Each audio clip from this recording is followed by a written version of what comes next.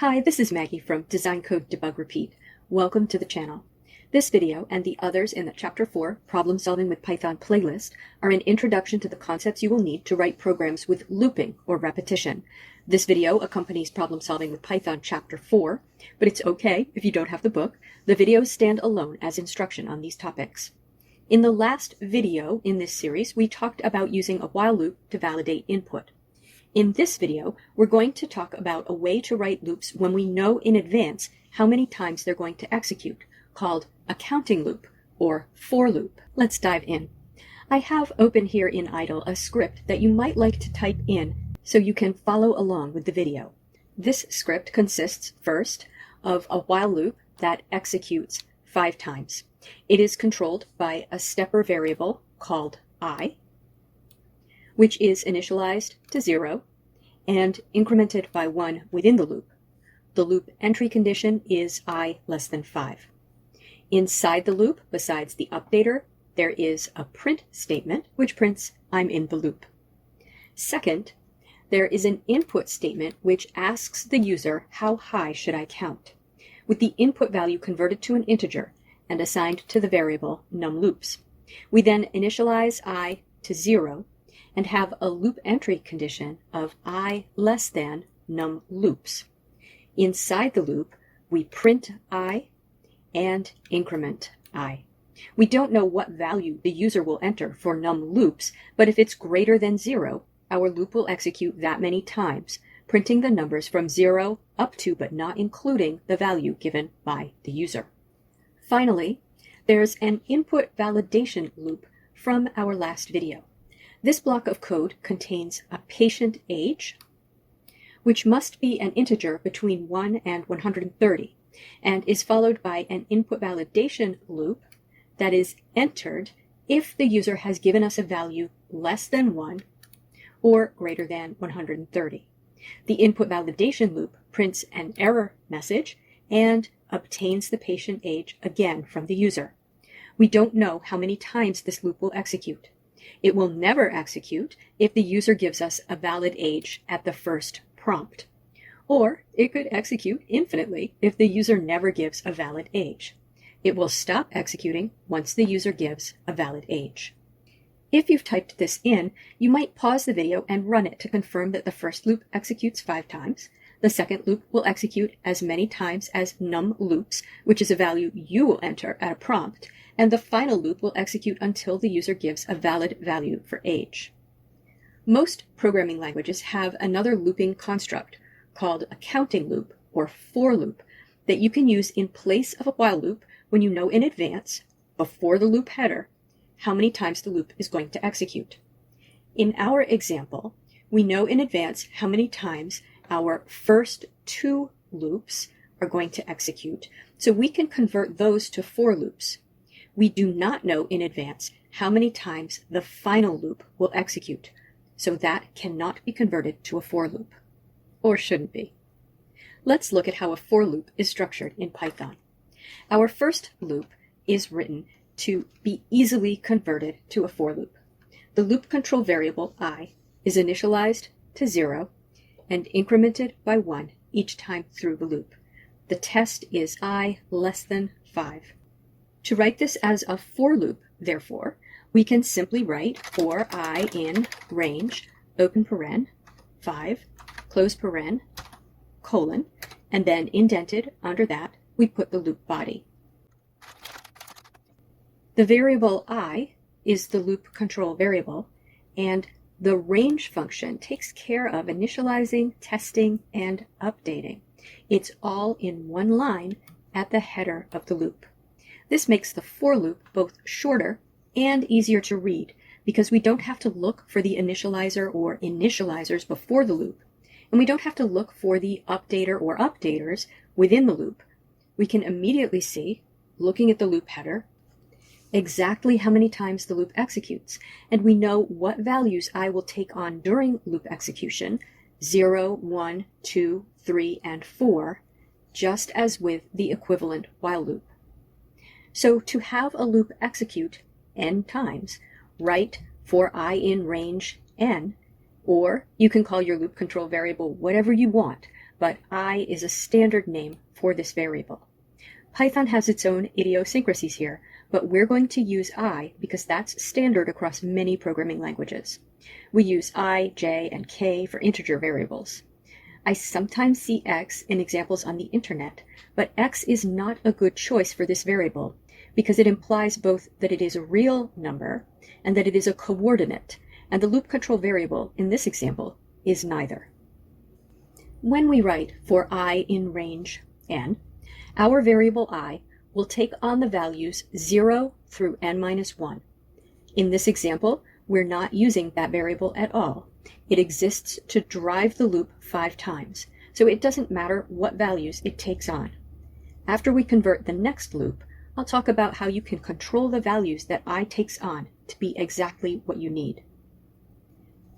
Now, notice that our second loop has the same pattern. The loop control variable I is initialized to 0. It's updated by 1 within the loop, and the loop entry condition is I less than num loops. It doesn't matter that we don't know when we're writing the code what num loops will be. When the program executes, it's getting a value before the test, so Python will know the value of num loops. So following the same pattern, we can write for I in range num loops colon and indent our print statement. And that's our entire loop.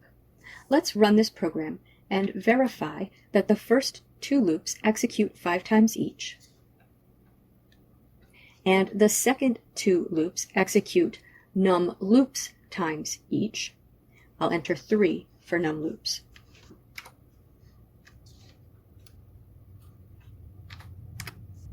And you can see I'm in the loop, printed 10 times, 5 times for each loop, and then we count from 0 to 2 in increments of 1 twice. Now again, for our final loop, we can't convert that to a for loop. Will it execute 0 times, 1 time, 1,000 times? We don't know.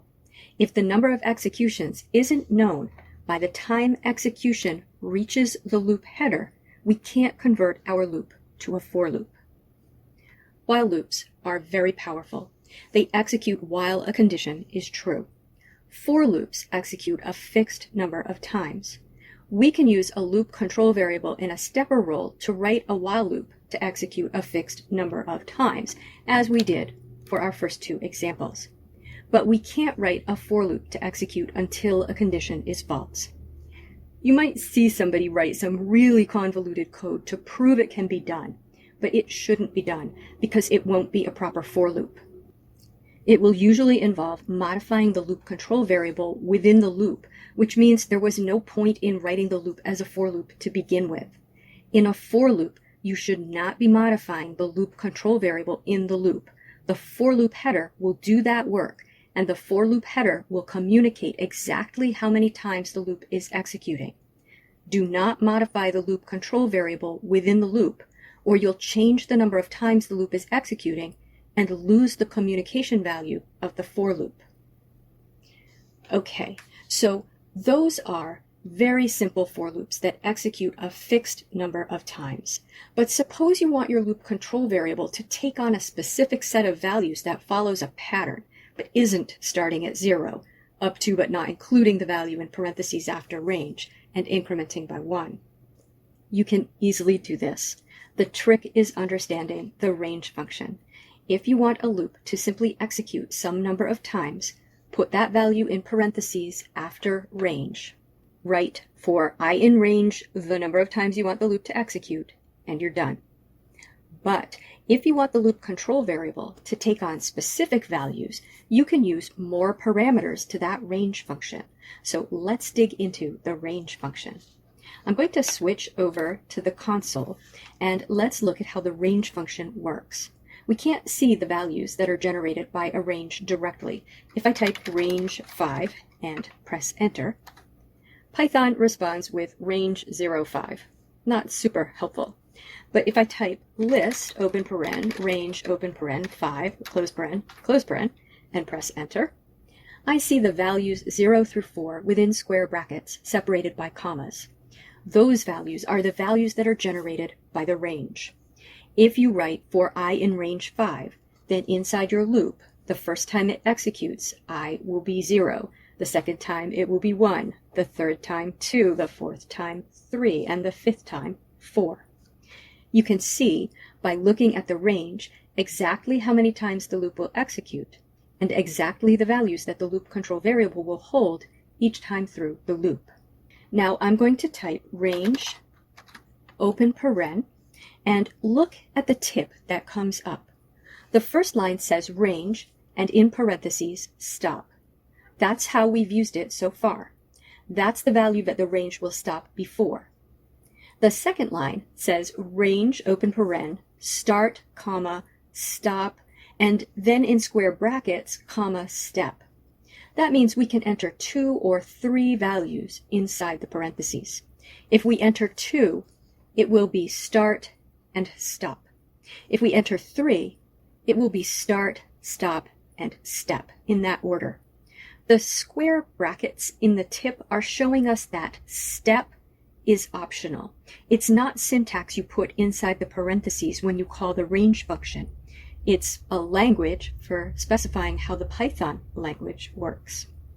So we can type range, and then in parentheses we can put stop, as we've been doing. Or we can put start and stop. Or we can put start, stop, and step. Let's put start and stop.